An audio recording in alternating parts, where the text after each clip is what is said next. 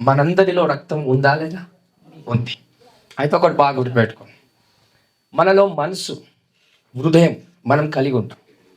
మన మనస్సులో ఎన్నో ఆలోచనలు చేస్తూ ఉంటాం, అవునా? ఒక వ్యక్తి చెడుగా ఆలోచించినప్పుడు ఆ వ్యక్తి మారాలనుకుంటాం. ఒకవేళ ఆ వ్యక్తి మనస్సు సరిగా లేకపోతే దేవుడు మారుస్తాడు, మనం ప్రార్థిస్తే కార్యం జరుగుతుంది. ఆ వ్యక్తి కూడా మార్చగలిగేటట్టుగా ఆ వ్యక్తి కూడా సిద్ధపరచబడతాడు. ఎప్పుడు ఇవన్నీ జరుగుతాయంటే తన మనస్సు ఒకవేళ చెడుగా ఉంటే మంచిగా మారడానికి ఆస్కారం ఉంది. కానీ ఒక వ్యక్తి యొక్క రక్తంలో చెడు ఉన్నా, ఒక వ్యక్తి యొక్క రక్తమే చెడిపోయినా అంటే శారీరకంగా కాదు, మానసికంగా, లేకపోతే ఒక వ్యక్తి ఒక దానిని బలంగా నమ్మినప్పుడు ఆ మనస్సు మాత్రమే నమ్మదు, తన రక్తం కూడా దాన్ని నమ్ముతుంది. ఈరోజు I want to give you lesson. యేసుక్రీస్తు ప్రభు నిజమైన దేవుడని మన మనస్సు, హృదయం మాత్రమే కాదు, ఏం నమ్మాలి? నీ రక్తం కూడా నమ్మాలి. మనస్సు నమ్మితే సరిపోదు, ఏం నమ్మాలి? నీ బ్లడ్. నీ బ్లడ్ అంటే ఏంటండి? దేవుని వాక్యాన్ని బట్టి చూస్తే అది జీవము అని వాక్యం సెలవిస్తుంది. సో మనిషిలో ఉన్న రక్తమే ఏంటంట? జీవము, అది ప్రాణం అంట. సో నీ ప్రాణం కూడా యేసుక్రీస్తు ప్రభుని దేవుడని నమ్మాలి. మనస్సు మాత్రమే కాదు, హృదయం మాత్రమే కాదు, నీ రక్తం కూడా యేసయ్యను నమ్మినప్పుడే నీ రక్తంలో మార్పులు వస్తాయి. అయితే చాలా మంది ప్రజలు మనస్సు మార్చబడతారు, హృదయం కొంచెం మార్చబడుతుంటది, కానీ రక్తం మార్చబడదండి. సో దానికి సమస్య మనకి మొదలవుతుంది. అందుకే కొంతమంది భర్తలుగా, భార్యలుగా, లేకపోతే చుట్టాలుగా, మన ఇంటి పక్కన ఉన్నవారుగా, లేకపోతే మన పిల్లలుగా, రకరకాల ప్రజలు మనతో ఉన్నవారు ఎవరైతే ఉంటారో వాళ్ళు మారాలని అనుకుంటాం, కానీ వాళ్ళు ఎంతకీ మారరు. 5 సంవత్సరాలు, 10 సంవత్సరాలు, 20, 30, 40, 50 సంవత్సరాలు ఏగుతూనే ఉంటారు, కానీ వాళ్ళు మార్పు వస్తుందా? రాదు. ఎందుకు అనంటే వాళ్ళ మనస్సు చెడిపోలేదు, వాళ్ళ హృదయం చెడిపోలేదు. ఏం చెడిపోయింది? రక్తమే మారిపోయింది.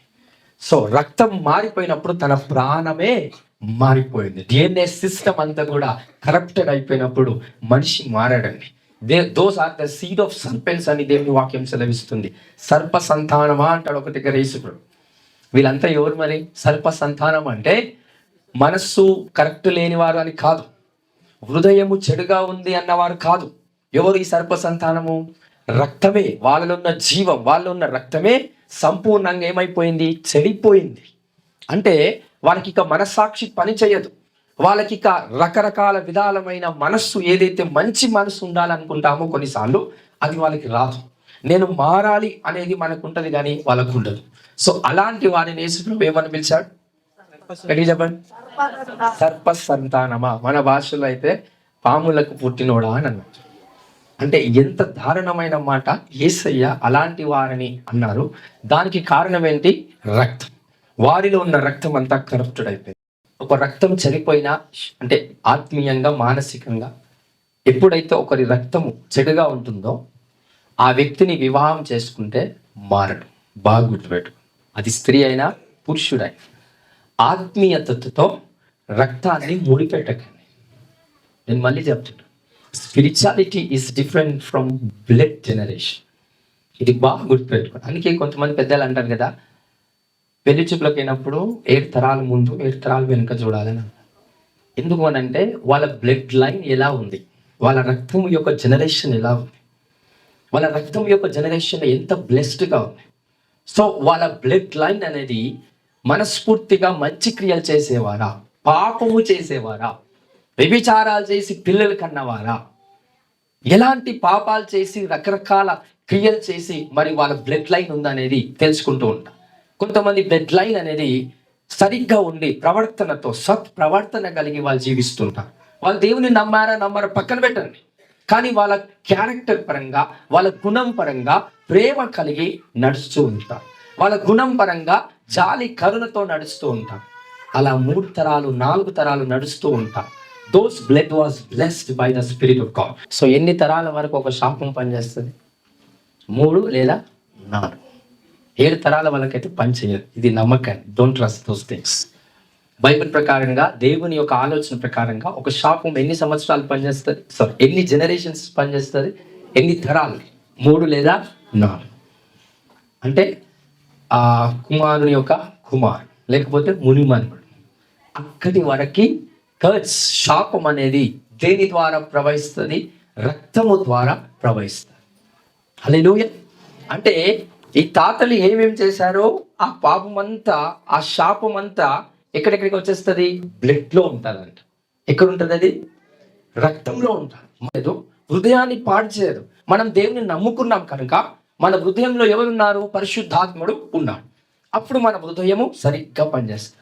మన మనస్సులో దేవుని వాక్యం ఉంది కాబట్టి మన మనస్సు దేవునికి అప్పచెప్పబడతారు. ప్రాబ్లం ఏం లేదు. కానీ మన రక్తంలో పితరుల రక్తము కలిసి ఉంది కనుక వాళ్ళ శాపక్రియలో 3-4 తరాల వరకు పనిచేస్తూ ఉంటారు.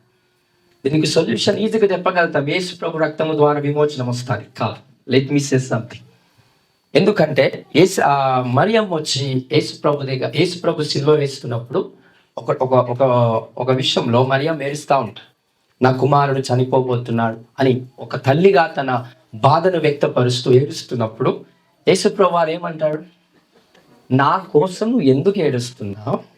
ఎవరి కోసం ఏడవాలంట? ఎవరి కోసం? పిల్లల కోసము, పిల్లల కోసము మీరు ఏడుగుడి. నా కోసం కాదు మీరు ఏడవాల్సింది. ఎవరి కోసం? Your generations. మీ తరాల గురించి ఏడ్చినప్పుడే ఆ కర్డ్స్ అనేది బ్రేక్ అవుతుంది. సో నా నుండి ఆ కర్డ్స్ బ్రేక్ అవ్వదు. మీరు చేసిన కొన్ని క్రియల వల్లనే కొన్ని శాపాలు అనేటివి బ్రేక్ అయిపోతాయి. So that's an exact explanation of Jesus Christ preach. యేసు క్రీస్తు ప్రభు ఆ టైంలో కూడా మరియమ్మకు వాక్యం బోధిస్తున్నాడు. ఏమని బోధిస్తున్నాడు? ఏ టైంలో జీసస్ క్రైస్ట్ ప్రీచ్ చేస్తున్నాడు? సిలువ వేయబడబోతున్నాడు, తన రక్తం కారుస్తున్నాడు, ఆల్రెడీ గాయపరచబడ్డాడు. ఇవన్నీ జరుగుతున్న క్రమంలో జీసస్ క్రైస్ట్ ఎవరికి ప్రీచ్ చేస్తున్నాడు? తల్లికి. హల్లెలూయా. తన తల్లికి ప్రీచ్ చేసినప్పుడు she understand the great way by the spirit of God. నేను ఏడవాల్సింది యేసు క్రీస్తు ప్రభు కోసం కాదు. ఎవరి కోసం? నా పిల్లల కోసం, నా పిల్లల కోసం. అంటే ఎగ్జాక్ట్ మీనింగ్ చెప్తాను. పిల్లల కోసం అంటే పిల్లల కోసం అని కాదండి. You have to pray for your blood. అర్థమవుతుంది అందరికి? సో పిల్లల కోసం ఏడుగుడి అంటే అర్థము పిల్లల కోసం ఏడవడని కాదు. దేనికోసం మొరపెట్టాలి దేవునికి? నీ రక్తం కోసం. ఎందుకంటే మన రక్తము శాపకరంగా మార్చబడింది.